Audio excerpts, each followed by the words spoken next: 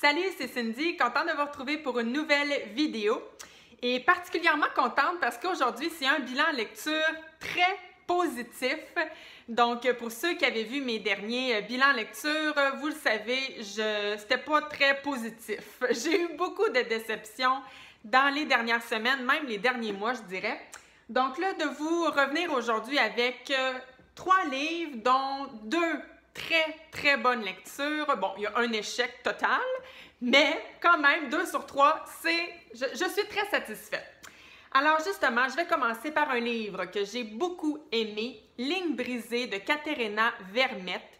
Alors moi, c'est une autrice que je découvre, c'est une autrice canadienne autochtone. C'est publié chez Québec Amérique, voyons.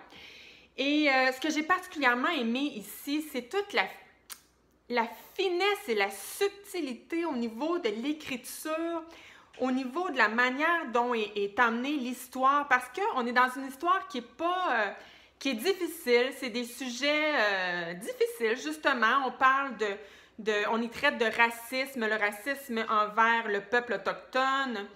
On y aborde le féminisme. Il y a beaucoup d'actes aussi de violence qui arrivent dans ce livre-là, des choses pas belles, là, tu sais.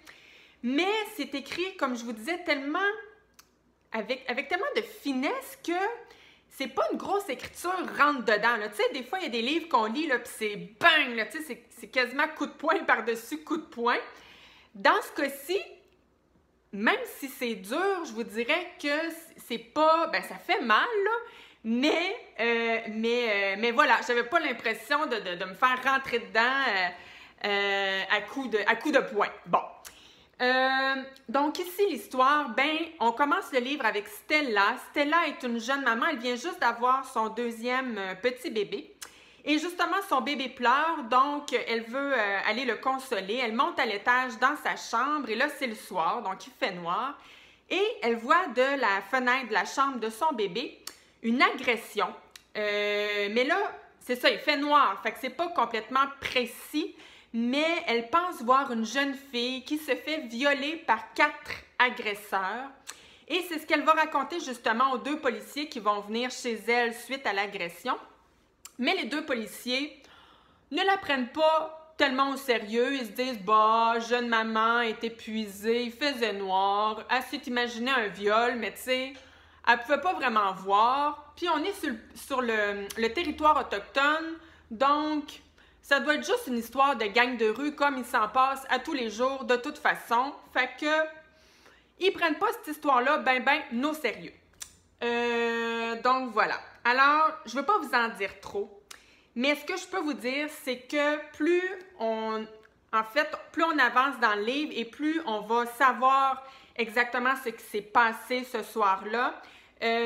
Donc, c'est Stella, pas Stella, c'est la témointe, mais c'est Émilie qui s'est fait agresser. Et donc, il y a plusieurs personnages qui vont passer à son chevet à l'hôpital.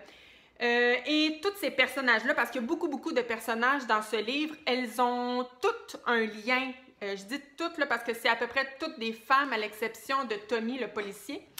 Mais ils ont tous des liens les uns envers les autres. Souvent, c'est des liens familiaux, des liens familiaux, pardon, parce que parfois, on va être avec la grand-maman d'Émilie, parfois, on va être avec sa mère, parfois avec sa tante.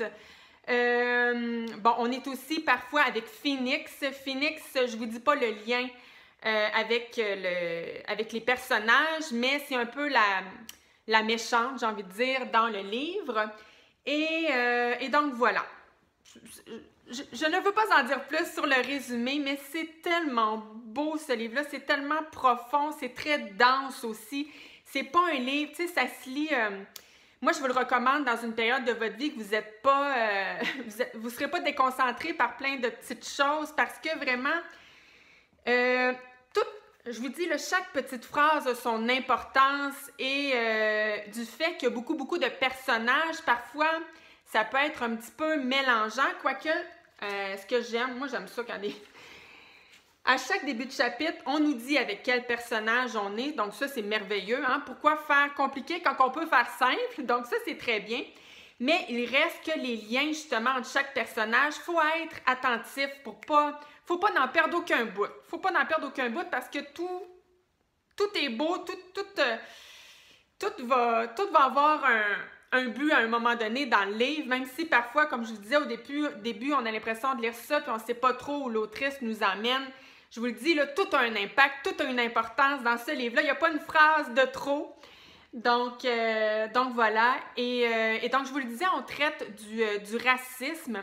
Mais ce que j'ai aimé justement, ça aussi, je vous le disais au début de la vidéo, mais c'est toute la subtilité avec laquelle on traite de ce sujet-là. Parce que parfois, dans des livres où on traite de racisme, tu sais, on est avec des personnages là, qui sont racistes, mais tu sais, radicales. Tu sais, on les déteste et tout. Ici, c'est pas nécessairement les personnages qu'on n'aime pas qui sont racistes. C'est-à-dire que dans ce livre-là, on voit à quel point le racisme peut être parfois tellement insidieux. Tu sais, même que je vous dirais que ça fait...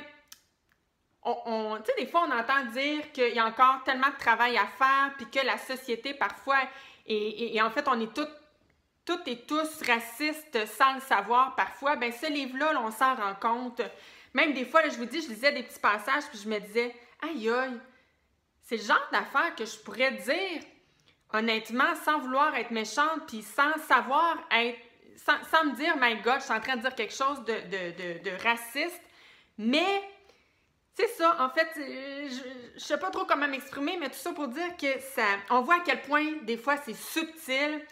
Et des fois aussi, on entend des gens dire « Voyons, les Autochtones, pourquoi qu'ils demandent encore des excuses? » Tabarnouche que ce livre-là, là, en fait, toutes ces personnes qui disent ça, il faut que vous lisiez ce livre parce que on voit à quel point ce qu'on a fait aux générations avant nous, puis même les générations bien avant nous, ça laisse des traces. Ça laisse des traces sur toutes les générations d'après et c'est tellement bien illustré dans ce livre-là. Wow! Et l'autre thème aussi qui est abordé, que j'ai tellement aimé, c'est l'espèce de cercle vicieux qu'il y a c'est-à-dire que la plupart des criminels ont été victimes avant de devenir criminels. Tu sais, c'est souvent un cercle vicieux. Je sais qu'il y a des exceptions dans la vie, puis ça se peut. Là, un criminel qui n'a jamais été victime, puis qui est né avec cette espèce de mal en lui, là, bon, ça se peut. Mais la plupart du temps, les criminels ont été victimes avant de devenir criminels. Et ce livre-là, justement, le personnage de Phoenix, ben c'est un peu ça, mais... ça excuse pas ce qu'elle a fait, on la voit pas comme une victime, on n'en a pas pitié du tout même, mais on comprend d'où ça vient, puis pourquoi elle est devenue comme ça. Et donc voilà, ce livre-là, -là, c'est profond, c'est dense, c'est magnifique. Je vous le recommande fortement. D'ailleurs, pour ceux qui font le projet de Karine Minier, Mon Coin Lecture, Québec en novembre, je sais qu'il y a 2 catégories. Donc, lire un auteur autochtone et il y a aussi une autre catégorie, lire un auteur ou une autrice canadienne. Donc, ce livre-là pourrait être une belle suggestion, en fait, que je vous fais. Alors, voilà. Maintenant, je vais garder mon autre coup de cœur pour la fin de la vidéo et je vais passer à l'échec, malheureusement. C'est jamais le fun de dire ça, mais... Rosalie cherche la vérité, écrit par Madeleine Fugère, publié aux éditions Veritas Québec. Alors, ici, mon Dieu, c'est quoi l'histoire? Mon Dieu, on dirait que je sais pas quoi dire. Je suis pas fine, là, mais ce livre-là est tellement mauvais, là, mais tellement mauvais. Bon, premièrement, moi, je l'ai pris parce que des fois, j'aime ça lire des romans historiques. Moi, honnêtement, j'ai l'impression de ne pas avoir beaucoup de culture générale dans la vie. Alors, des fois, j'aime ça, moi, prendre des romans qui ont une base historique, donc justement pour apprendre un petit peu sur l'histoire du Québec ou de n'importe quel endroit du monde, finalement. Et ici, donc, ça nous dit « Le scandale du chemin de fer de la baie des Chaleurs, donc entre 1890 et 1900. » Donc, moi, je me disais, bon, ben, je vais apprendre un petit bout d'histoire. Bon, je vous le dis tout de suite, j'en ai pas appris moi, je pensais vraiment qu'on allait parler de ce scandale-là politique tout le long du livre, mais non, on y est abordé à peu près 2 petits chapitres dans le livre, ben, peut-être un petit peu plus, là, mais c'est pas abordé en profondeur, mettons. Donc, le reste du livre, on est avec le personnage de Rosalie, qui est une femme, là, selon ce que j'ai lu en 4e de couverture, qui aurait véritablement existé dans ces années-là. Et le problème, en fait, c'est pas tant que c'est mal écrit, hein, c'est des belles phrases, les mots choisis, c'est très bien. D'ailleurs, l'autrice, elle détient un doctorat. Tu sais, je me dis, ces thèses de doctorat, ça doit être très bien écrit, tu sais. Fait que le problème, c'est pas au niveau de l'écriture, mais c'est au niveau de l'histoire qui est racontée. J'ai envie de dire que malheureusement, Madame Madeleine Fugère n'est pas une romancière. Peut-être qu'elle écrit très bien, mais pour raconter une histoire, ça n'est pas réussi, mais pas du tout. En fait, c'est justement pas une histoire, j'ai envie de dire. Bon, pour vous donner des exemples, bon, premier chapitre, on nous parle de Rosalie qui aime bien gros les arbres. Puis là, il y a le personnage de Bill qui va venir, qui a été engagé pour venir couper les branches d'arbres, mais finalement, il va faire une job tout croche, fait que finalement, les arbres sont plus beaux après. Puis là, ben Rosalie, elle a bien gros de la peine, elle n'est pas contente. Ça, c'est le premier chapitre. Là, je me disais, ah, OK, peut-être que l'environnement va avoir une importance dans le livre, ou peut-être que Bill ou Billy, je sais pas trop, va revenir dans le livre, puis c'est un personnage qui va être important. Mais non, je vous le dis tout de suite, là, ça n'a aucun rapport. Ben, en fait, ça revient pas. Un autre chapitre où on nous parle du mariage de Béatrice, la sœur de Rosalie. Bon, on nous raconte son mariage, puis qu'elle va épouser Désiré. Désiré, lui, il s'est fait avoir par une autre madame qui pensait qu'il l'aimait, mais finalement, elle est partie avec un autre homme, je pense aux États-Unis, en affaire de même. Bon, OK. C'est bon. Après ça, on nous raconte... Mon Dieu, je vais m'arrêter ça là, j'ai l'impression de varger sur le livre. Je ne veux pas être méchante, surtout pas. Mais j'essaie en fait de vous illustrer que chaque chapitre est un petit bout de la vie de Rosalie. Mais c'est pas... Puis tu sais, j'en ai lu des livres historiques sur des personnages qui ne sont pas des personnages qui sont nécessairement connus, mais qui sont quand même des livres super bons parce qu'on lit l'histoire d'une personne, puis on vit des émotions, on est intéressé par ce qui arrive, puis aussi par les éléments historiques qui arrivent dans sa vie au même moment. Mais ici, je vous dirais, ça ressemble un peu comme si ma grand-mère avait voulu écrire un livre sur sa propre grand-mère, puis écrivait plein de petits passages de sa vie. Et si j'avais ça, honnêtement, c'est un bijou, là. Je serais hyper contente d'avoir ça, un livre qui raconte des petits passages de la vie de mon arrière-arrière-grand-mère. Mais ce ne serait pas publié, ça ne serait pas d'intérêt que ce soit publié aux lecteurs et lectrices qui n'ont aucun lien familial avec mon arrière-grand-mère. Bien, c'est un peu ça ici. Tu sais, moi, Rosalie, entre nous, là, je m'en fous un petit peu. Et là, de me raconter plein de petits éléments de sa vie, c'est d'aucun intérêt, finalement. Mais, tu sais, là, j'ai l'air bien méchante envers Madame Madeleine Fugère. Mais honnêtement, le problème, c'est pas elle. Même bravo à Madame Fugère. C'est écrit là, que c'était un de ses rêves d'écrire un roman. Ben, accomplissement fait, Madame Fugère, parfait. Le problème ici, c'est de l'avoir publié. C'est plate, là, mais il est là le problème parce que vraiment, je vois absolument pas l'intérêt de lire ce livre-là. Ah, que je suis méchante. Oh, c'est pas fin, mais en tout cas. Fait que, désolée, mais moi, ça a été malheureusement du temps gaspillé. Et que c'est pas fin. Voilà.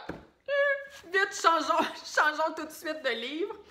Alors, comme dernier livre ici, ce n'était pas du tout une erreur de le publier parce que, my God, que c'est bon!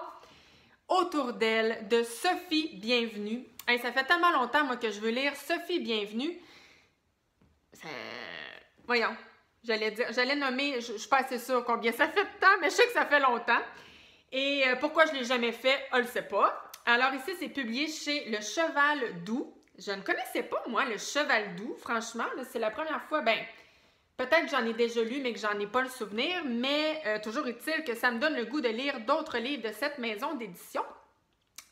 Alors ici, autour d'elle, de Sophie Bienvenue, c'est l'histoire, en fait, c'est un petit peu difficile à raconter comme histoire, mais en fait, ce livre-là avait tout pour me déplaire parce que c'est un peu écrit comme un recueil de nouvelles. Et moi, les recueils de nouvelles, j'aime pas vraiment ça habituellement. Mais quand je dis que c'est un peu écrit comme ça, c'est pas tout à fait parce que chaque nouvelle, chaque petite histoire ils ont toutes un lien avec le personnage de... Voyons, j'ai encore un blanc de mémoire sur le personnage de Florence. Donc, le titre est très bien choisi d'ailleurs. Donc, on est autour d'elle, autour de Florence. Parfois, le lien avec Florence est très fort, c'est-à-dire que des fois, on est avec quelqu'un qu'elle a vraiment côtoyé. En fait, c'est souvent avec des personnages qu'elle a côtoyés, mais des fois, c'est un lien vraiment familial, mais des fois, c'est aussi un personnage comme, par exemple, il y a un chapitre où on est avec son enseignante et donc, on nous raconte un petit bout de l'histoire de cette enseignante-là, mais le lien avec Florence, c'est qu'elle est dans sa classe. Donc là, vous voyez, c'est un lien, un petit lien. Et parfois, c'est un gros lien. Là, je me répète, hein, c'est terrible. Et donc, voilà, je pourrais vous en dire un peu plus sur le résumé, c'est-à-dire que le premier chapitre, on est avec Florence qui fait la rencontre de Étienne et il va se créer un lien d'amour quand même entre les deux. Et donc, Florence va accepter d'avoir sa première relation sexuelle avec Étienne, mais Étienne, plutôt froidement, suite à ça, va lui dire carrément de partir de chez eux. Mais Florence va tomber enceinte et elle va avoir donc ce garçon, Adrien, qu'elle va donner en adoption. Et donc voilà, quand je disais au début que toutes les petites histoires ont un lien avec Florence, ou parfois ils ont aussi un lien avec Adrien, son fils. Et voilà, donc c'est tellement beau ce livre-là. Je vous dirais que j'ai eu un coup de cœur pour l'écriture de Sophie Bienvenue, à la hauteur du coup de cœur que j'ai eu pour Mathieu Simard quand j'ai lu le livre « La tendresse attendra ». Dans le cas de Mathieu Simard, c'est une écriture très poétique, tellement belle. Et ici, l'écriture est très belle, mais vraiment pour d'autres raisons. C'est-à-dire que moi, j'ai l'impression que Sophie Bienvenue met ses tripes, met tout ce qu'elle a au cœur, puis elle l'écrit, puis c'est brut, c'est même presque sauvage comme écriture. Tu sais, c'est le genre d'autrice que tu n'as pas l'impression qu'elle écrit pour plaire à la critique ou pour faire des belles phrases. Non, c'est vraiment juste là, du gros ressenti, là, tu sais. Et voilà, j'ai eu un gros coup de cœur pour son écriture. Chaque petite histoire je vous dis, j'avais tout le temps des frissons sur les bras tellement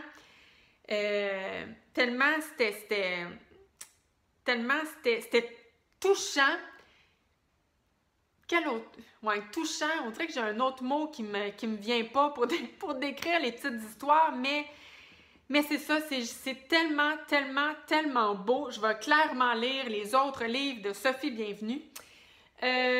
Quoi dire d'autre? Écoutez, c'est un petit livre qui se lit hyper rapidement pour ceux qui aiment ça, ne pas passer des jours et des jours sur un livre.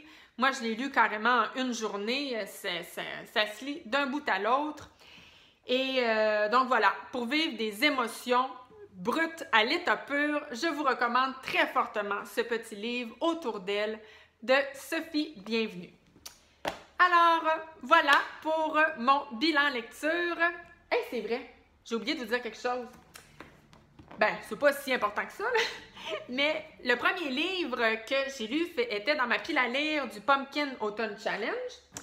Le deuxième livre que j'ai lu était dans ma pile à lire pour le défi Mets du bleu sur... Voyons, c'est quoi donc? Mets du bleu sur ta palle. C'est pas ça. J'ai un blanc. Voyons, je m'en souviens plus. Mets du bleu. En tout cas, le défi 100% québécois là, initié par Maps de la chaîne Maps Booktube. Mets du bleu sur ta palle. Non, je pense que c'est ça. Ouais.